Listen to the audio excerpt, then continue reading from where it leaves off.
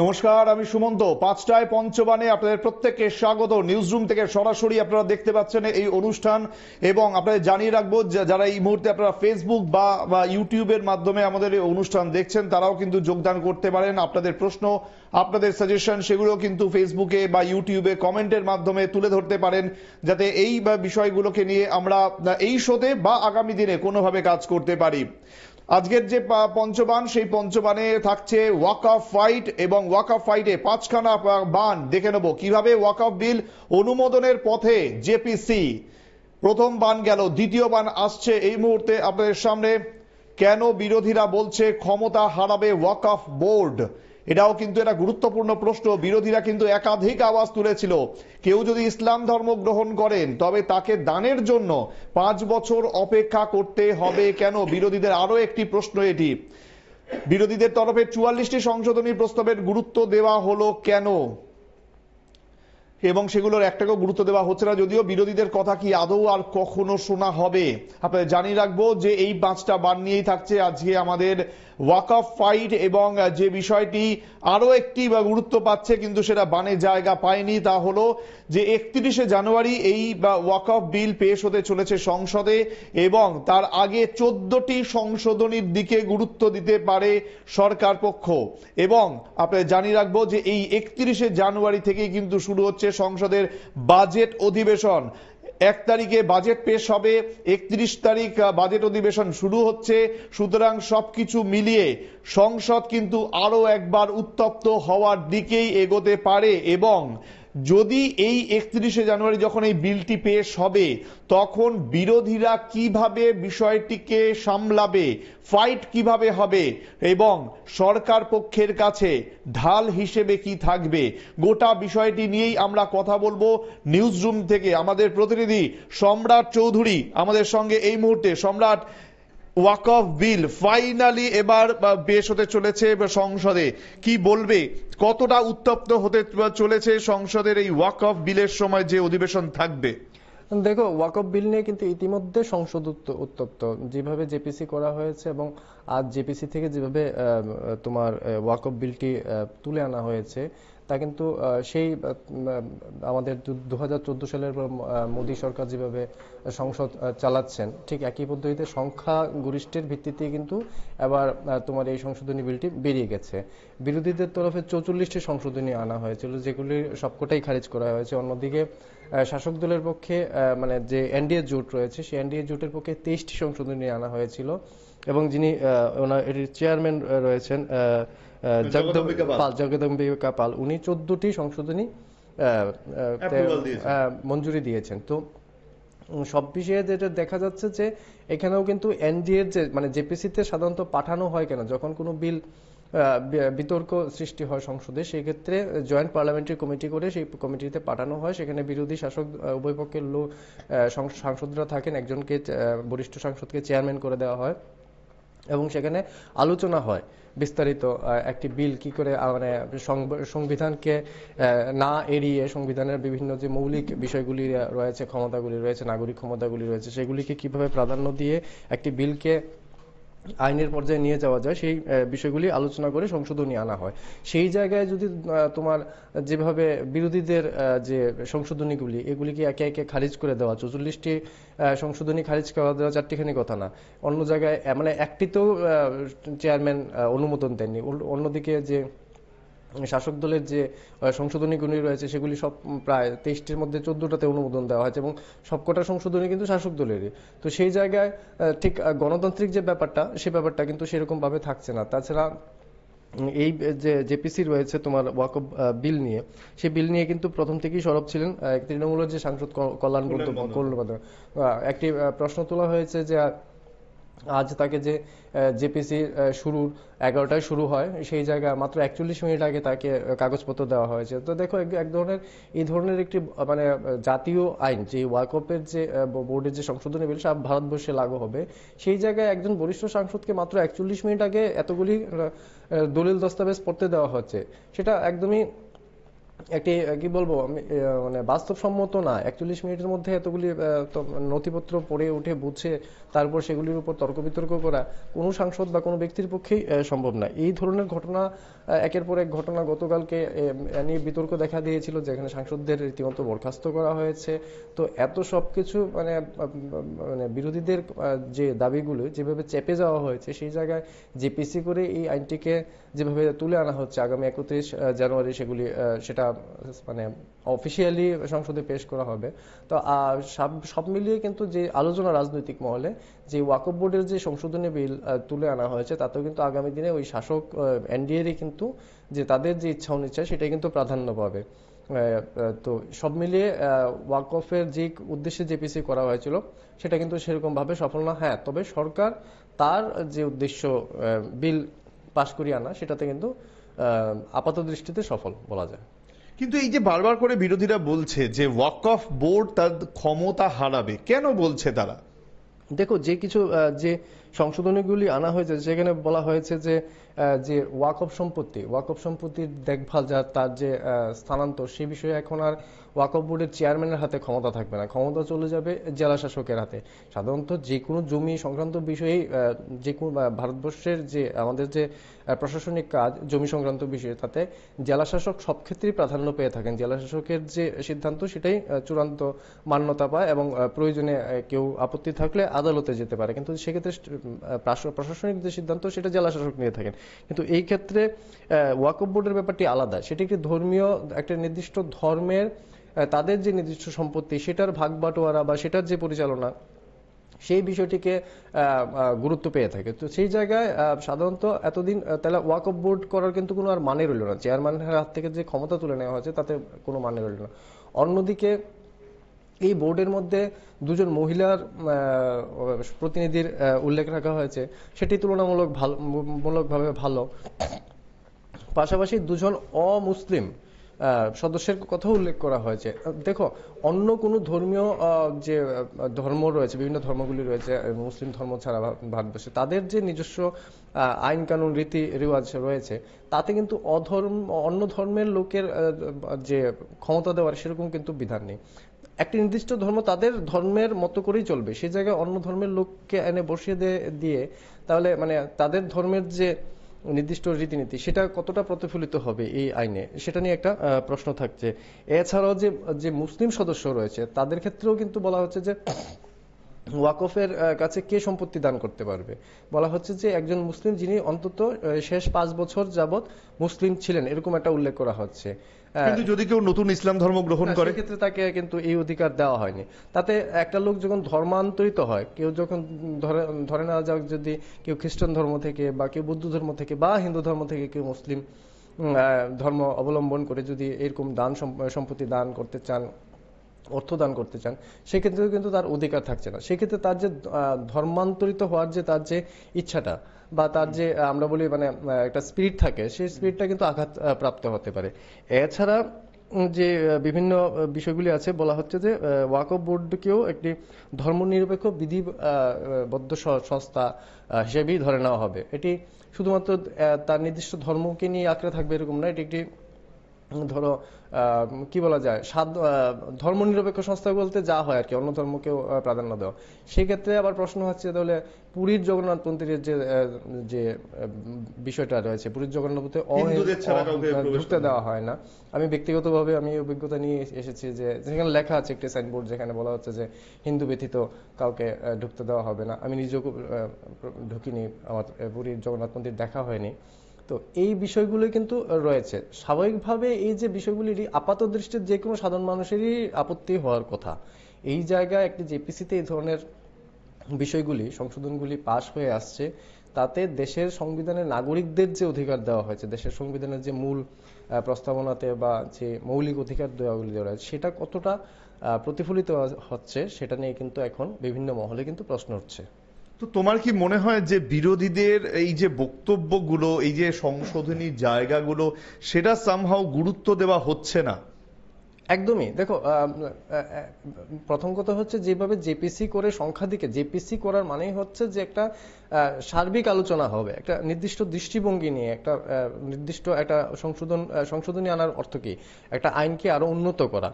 আর উন্নত করা এই মানে যে সংবিধানে যে নাগরিকদের অধিকার দেওয়া আছে সেটার প্রেক্ষিতে কিন্তু আইনটাকে উন্নত করা, সময় উপযোগী করা। সেই জায়গাতে জেপিসি মানেই জেপিসিতেও যদি সংখ্যাধিক্যের যে খেলাটা সেটা সংসদে হতে পারে, সংসদের ভিতর পর্যন্ত ঠিক আছে, কিন্তু যে জয়েন্ট পার্লামেন্টারি যে কমিটি বা যৌথ সংসদীয় কমিটি, সেই কমিটিতেও যদি তোমার সংখ্যাধিক্যের যে দাপট, সেই দাপটই যদি বজায় রাখা হয়, তাহলে কিন্তু এই যে জয়েন্ট যৌথ কমিটি করা বা আইনটাকে আরো উন্নত করার যে মানে একদম গণতান্ত্রিকভাবে আলোচনার মাধ্যমে করা যে লক্ষ্যটা সংবিধানে, সেটা কিন্তু এই নিয়মের যে লক্ষ্যটা সেটা কিন্তু আর সেভাবে প্রতিফলিত কিন্তু হচ্ছে না। তো সরকারের কাছে সংখ্যাধিক্য রয়েছে, এখন এই সংখ্যাধিক্যকে সরকার কিভাবে কাজে লাগাবে, তার মধ্যে কতটা মানে একদম দলের হয়ে চিন্তা করা বা কতটা দেশের হয়ে চিন্তা করা, সাংবিধানিক দৃষ্টিভঙ্গিতে চিন্তা করা, সেটা এখন অবশ্যই এনডিএ জোট যে শাসক জোট রয়েছে তার দৃষ্টিভঙ্গির উপর নির্ভর করে। কেউ যদি দেখো যে কোনো একটা নিয়ম থাকে এবং যে কোনো নিয়মকে বিভিন্নভাবে ব্যবহার করা যায়, একটা ভালো দিকও থাকে, আবার এটার বিভিন্ন ফাঁক ফোকরগুলি এর খারাপ দিকগুলিও থাকে। এখন শাসক দল ঠিক কোন দৃষ্টিভঙ্গিতে ব্যবহার করবে, বিরোধীদের যে সংশোধনী যেভাবে 44টা, আমি বলছি না যে বিরোধীদের সবকটা সংশোধনী নিশ্চয়ই গুরুত্বপূর্ণ, এটা আমি বলছি না, কিন্তু 44টি সংশোধনীর মধ্যে 44টি সংশোধনী বাদ দিয়ে শাসক দলের 23টি সংশোধনী থেকে 14টি সংশোধনীকে মান্যতা দেওয়া এবং সেটা সংসদে পেশ করা, নিঃসন্দেহে এটি দৃষ্টিকটু। আমার মনে হয় এই বিষয়ে আবার বিষয়টি নিয়ে আবার নতুন মানে ভাবনা চিন্তা করা দরকার, এবং ইতিমধ্যে এই নিয়ে কিন্তু রাজনৈতিক মহলে বা সংসদ বিষয়ে যারা আলোচনা করে থাকেন তাদের মধ্যে কিন্তু নানা দৃষ্টিতে সমালোচনা কিন্তু শুরু হয়ে গেছে। আমরা জানি যে সংসদে সংখ্যাগরিষ্ঠতা বিজেপির কাছে নেই, কিন্তু তারপরেও যে একটা মিলিজুলি একটা সরকার যে চলছে কেন্দ্রে, সেই মিলিজুলি সরকারের তরফে মানে তারা হয়তো বিলটা পাশ করিয়ে নেবে শেষ মুহূর্তে, কিন্তু এক্ষেত্রে বিরোধীদের ভূমিকাটা ঠিক কি থাকা উচিত বলে তোমার মনে হয়? দেখো, নিঃসন্দেহে বিরোধীদের যাবতীয় যেরকম ভূমিকা থাকা দরকার সংসদের ভিতরে এবং যৌথ যে কমিটি রয়েছে তাতে, আপাত দৃষ্টিতে বিরোধীরা কিন্তু তাদের মতো করে তাদের যে বিরোধিতা করা বা সংশোধনী আনা সেটা আনা হয়েছে, কিন্তু এখন সমস্যা হচ্ছে প্রচলিত নিয়ম অনুযায়ী আপাতত সংখ্যাধিক্যের কারণে বিরোধীদের যে অভাব অভিযোগ সেটা কিন্তু এখন টিকছে না। তো এই জায়গায় আমার মনে হয় বা বিভিন্ন রাজনৈতিক মহলরা এখন মনে করছেন যে এই বিষয়টি এখন জনগণের মধ্যে আরো বিশেষ করে তুলে ধরা দরকার। বিভিন্ন রাজনৈতিক যে সভা সমিতি বক্তব্য থাকে বিভিন্ন দলগুলির পক্ষে, সেখানে তাদের সংশোধনীগুলি তুলে প্রচারে আনা দরকার, যাতে একটা জনমত সৃষ্টি হয়। যেমন ধরো ওয়াকফ বোর্ডের ক্ষমতা যদি চেয়ারম্যান থেকে সরিয়ে নেওয়া হয়েছে, তাহলে ওয়াকফ বোর্ডের মানেটা রইল কোন জায়গায়? হ্যাঁ, এই বিষয়গুলি নিয়ে এখন জনগণের মধ্যে সচেতনতা তৈরি করা উচিত। আমার মনে হয় বিষয়টি যখন জনগণের মধ্যে সচেতনতা তৈরি হবে, সেই অনুযায়ী দাবি উঠবে, তাতে হয়তো যে শাসক দল রয়েছে বা অন্যান্য যে সাংসদরা রয়েছেন তাদের হয়তো একটা চাপ আসবে। সেই ক্ষেত্রে হয়তো আগামী ভবিষ্যতে হয়তো কিছু একটা মানে পার্থক্য লক্ষ্য করা যেতে পারে। এই যে বারবার করে বিরোধীদের কথাগুলো গুরুত্ব দেওয়া হচ্ছে, আমরা এই জেপিসি মানে মাথায় রাখতে হবে, এই ওয়াকফ বিল, এই জেপিসি, এগুলোকে নিয়ে আমরা দেখেছি অতীতে। এই তুমি একটু আগে সাংসদ কল্যাণ বন্দ্যোপাধ্যায়ের কথা বলছিলে, তার হাত ভেঙেছিল, বোতল ভেঙে ছুঁড়েছিলেন, বহু নাটক বহু কিছু দেখেছে বা মানুষ। এই তারপরেও এত কিছুর পরেও তোমার কি মনে হয় এই নাটকগুলো সামহাও বিরোধীদের মানে অনেকটা পিছনে ফেলে দিচ্ছে? না, দেখো, এই যে পরিস্থিতি যে তৈরি হচ্ছে, একটা জিনিস লক্ষ্য করবে, যখন এই ধরনের দুর্ঘটনাগুলি ঘটে তখন কিন্তু আমরা মূল বিষয়টা থেকে সরে যাই। কল্যাণ বন্দ্যোপাধ্যায়ের হাত কেটেছে, কেউ বলছে হামলা করা হয়েছে। মূল বিষয়টা আমি ছবি দেখেছি, সামান্য আঁচড় লেগেছে, হ্যাঁ, সংসদের ভেতরে এই ধরনের একজন সাংসদের সঙ্গে এই ধরনের আচরণ, হ্যাঁ, সাংসদের সঙ্গে এই ধরনের আচরণ বা সামান্য যদি ব্যথাও লেগে থাকে, সামান্য যদি চিড়েও থাকে, সেটা নিঃসন্দেহে একটি বড় প্রশ্ন। তবে এগুলির করার পেছনে দেখো, এগুলি যখন চলতে থাকে তখন কিন্তু আমরা মূল বিষয়টা থেকে সরে যাই, আমরা অন্য একটি বিষয় প্রচারে চলে যাই। কিছুদিন আগে আমরা লক্ষ্য করলাম যে রাহুল গান্ধী হামলা করেছেন বলে একটি প্রচার হয়েছে, অথচ গোটা ঘটনার একটি ভিডিও ফুটেজ সরকারের তরফে প্রকাশ করা হয়নি। এই নিয়ে বেশ কয়েকদিন পাল্টা প্রচার, দোষারোপ শাসক বিরোধীর মধ্যে তর্জমা হতে থাকে, কিন্তু গোটা ঘটনা থেকে মূল কি উঠে এলো? জন মানে কি বলবো যে ধরো জনমুখী কোনো বিষয় কি উঠে এসেছে? 2-3 দিন কিন্তু মানে গোটা সংবাদ মাধ্যম থেকে শুরু করে সাধারণ জনগণ সবাই কিন্তু মূল বিষয় থেকে আমরা সরে গিয়েছিলাম। তো এই ঘটনাগুলি কিন্তু আমার মানে লক্ষণীয় বেশ, যে কোনো বিবাদিত যে বিষয়গুলির মধ্যে এই ধরনের কিছু অন্য বিষয় চলে আসে, তাতে কিন্তু মূল যে বিষয়ের উপর আলোচনা সেটা চাপা পড়ে যায়, এবং তাতে মানুষের মানে মোড়ও ঘুরে যাচ্ছে। আমাদের যে সংবাদ মাধ্যমেরও খবরের মোড় ঘুরে যায়, তাতে কিন্তু মূল বিষয়টা আলোচনা হয় না, এবং আখেরে দেখা যাচ্ছে যে বিরোধীদের যে দাবি দাওয়াগুলি সেগুলি চাপাই পড়ে যায়, অনেক সময় লোকেরা ভুলেও যায়, সংবাদ থেকেও কিন্তু বিষয়গুলি হারিয়ে যায়। তো স্বাভাবিকভাবেই এই ঘটনাগুলি আমার মনে হয় কোনো না কোনোভাবে বিরোধীদের চাপের আকারই একটা অংশ হতে পারে। যদিও বিভিন্ন ক্ষেত্রে কেন মনে হচ্ছে, কারণ যে আমি বললাম তো তোমাকে যে রাহুল গান্ধীর প্রসঙ্গটা এত বড় একটি ঘটনা, রাহুল গান্ধী ধাক্কা দিয়েছেন, একজন সাংসদ পড়ে গেছে, 2-3 দিন উনি হাসপাতালে ছিলেন, রীতিমতো আইসিইউতে ছিলেন। তো এরকম একটি গুরুত্বপূর্ণ বিষয়ে তো তৎনগদ তদন্ত হওয়া উচিত। আজকাল যে কোনো ছোটখাটো পানের দোকানেও একটা সিসি ক্যামেরা থাকে, সংসদে এরকম হাজারো সিসি ক্যামেরা রয়েছে নিঃসন্দেহে।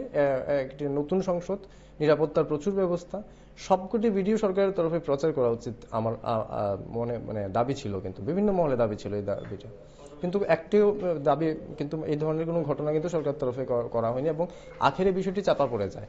মূল বিষয়টি কিন্তু সরে গেছে। সেই সময় কি বিষয় চলছিল যে সংসদে আম্বেদকর প্রসঙ্গে একটি মন্তব্য, এবং সেই মন্তব্য নিয়েই কিন্তু পাল্টাপাল্টি যে অভাব অভিযোগ, সেটা কিন্তু আখেরে চাপা পড়ে গেল, একটি অন্য একটি দুর্ঘটনা চলে এলো, এবং তারপরে কিন্তু সংবাদ মাধ্যম আমরা যারা প্রত্যেক দিনের সংবাদের পেছনে দৌড়ে থাকি, আমরাও কিন্তু সেই জায়গাতে পিছিয়ে গেলাম, আমাদেরও কিছু করার থাকে না। তুমি একটা দারুণ কথা বললে, আমি একটু সেখানে ঢুকতে চাইবো।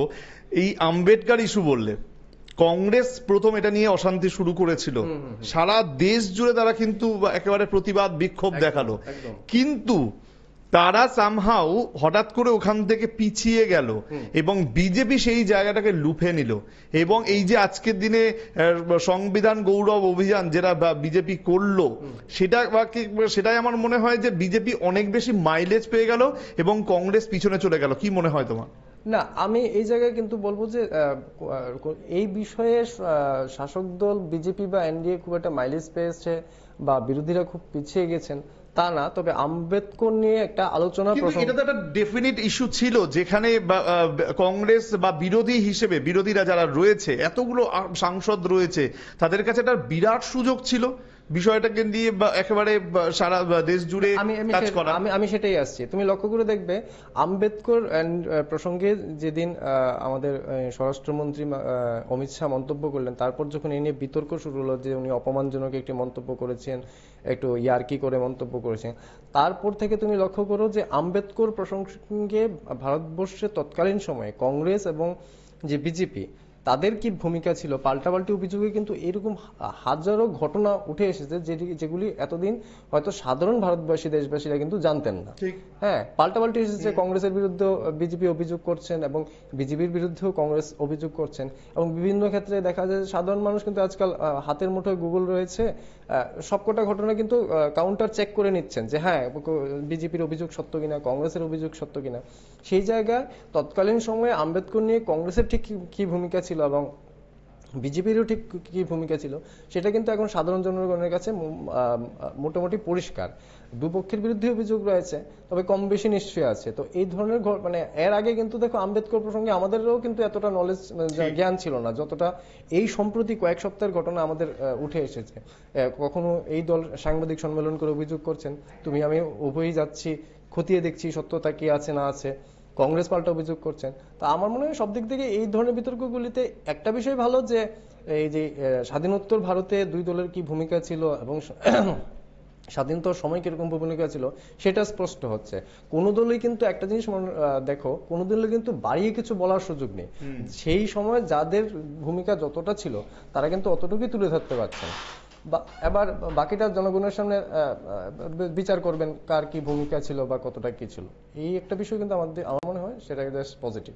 বেশ, অনেক ধন্যবাদ তোমাকে সম্রাট চৌধুরী, আমাদের প্রতিনিধি এতক্ষণ নিউজ রুম থেকে সরাসরি ছিলেন আমাদের সঙ্গে, এবং একেবারে বিস্তারিত যে বিষয়টি উঠে এলো আজকের পঞ্চবান থেকে, তা হলো যে এই যে বিরোধীদের কিছু দাবি ছিল, যে 44টা প্রস্তাব দেওয়া হয়েছিল, অন্যদিকে সরকার পক্ষের তরফে 23খানা সংশোধনীর প্রস্তাব করা হয়েছিল, কিন্তু সবকিছু বেরিয়ে গিয়ে শেষমেশ 14টা সংশোধনী তুলে ধরা হবে বলে এখনো পর্যন্ত আমরা জানতে পারছি। আগামী 31শে জানুয়ারি অর্থাৎ যেদিন থেকে সংসদে বাজেট অধিবেশন শুরু হবে, সেই বাজেট অধিবেশন শুরুর একেবারে প্রথম দিনেই কিন্তু এই বিলটি সংসদে পেশ করা হবে। বোঝাই যাচ্ছে যে বাজেট অধিবেশনের আগে এই বিল পেশ করা স্বাভাবিকভাবেই হইহট্টগোল আরো বাড়বে, উত্তেজনা আরো বাড়বে সংসদে, এবং সেক্ষেত্রে সংসদ থেকে বিরোধীদের ওয়াকআউট করে যাওয়ারও একটা সম্ভাবনা রয়েছে। অন্যদিকে মাথায় রাখতে হবে যে 1 ফেব্রুয়ারি যেদিন বাজেট পেশ করবেন অর্থমন্ত্রী নির্মলা সীতারামন, সেদিকেও কিন্তু অনেক কিছু অপেক্ষা করবে। কি বা নতুন দাম আসবে, কোথায় কোথায় কি কি বা ইম্পর্টেন্ট চেঞ্জেস গুলো আসবে, তাতে আগামী দিনে দেশের যে অর্থনৈতিক বৃদ্ধি সেখানে কতটা প্রভাব পড়তে পারে, সেই বিষয়গুলোও কিন্তু থাকবে। বাজেট অধিবেশন নিয়ে কি হবে সেটা নিয়ে খুব শীঘ্রই আমরা অনুষ্ঠান শুরু করব, খুব তাড়াতাড়ি, বা আমরা সেটা হয়তো আর 1-2 দিনের মধ্যেই নিউজ ভ্যানগার্ড আপনাদের সামনে নিয়ে আসবে। কিন্তু তার আগে মাথায় রাখতে হবে এই যে আজকে ওয়াকফ বিল যেটা 14খানা সংশোধনী জন্য প্রস্তাব করা হবে, এবং সেক্ষেত্রে বিরোধী বা সরকার পক্ষ দুপক্ষের কি ভূমিকা থাকে, কারণ আজকে হয়তো বিলটি খুব ইজিলি সংসদে পাশ হয়ে যাবে, বিজেপির কাছে হয়তো সংখ্যাগরিষ্ঠতা নেই, কিন্তু যে মিলিজুলি সরকার চলছে সেই মিলিজুলি সরকারের একেবারে যখন তারা টুগেদার হবে, যাকে বলে ওয়ার্কিং টুগেদার, সুতরাং ওয়ার্কিং টুগেদার হয়ে গেলেই কিন্তু এই বিলটি যে পাস হয়ে যাবে খুব স্বাভাবিক, যতই বিরোধীদের হইহট্টগোল থাকুক না কেন সেটা বোঝাই যাচ্ছে। কিন্তু বিরোধীরা এক্স্যাক্টলি সংসদে গিয়ে কি ভূমিকা নেবে, তখন তাদের কথাগুলো আদৌ বা গুরুত্ব দেওয়া হবে কিনা, বা কোনো অ্যাডিশনাল কোনো চেঞ্জেস আসবে কিনা, সেদিকে আমাদের অবশ্যই নজর থাকবে। তবে আজকের পঞ্চবান আমরা এখানেই শেষ করছি। অন্যান্য সকল খবর এবং আপডেটসের জন্য আপনার নজর থাকুক শুধুমাত্র নিউজ ভ্যানগার্ডে। ধন্যবাদ।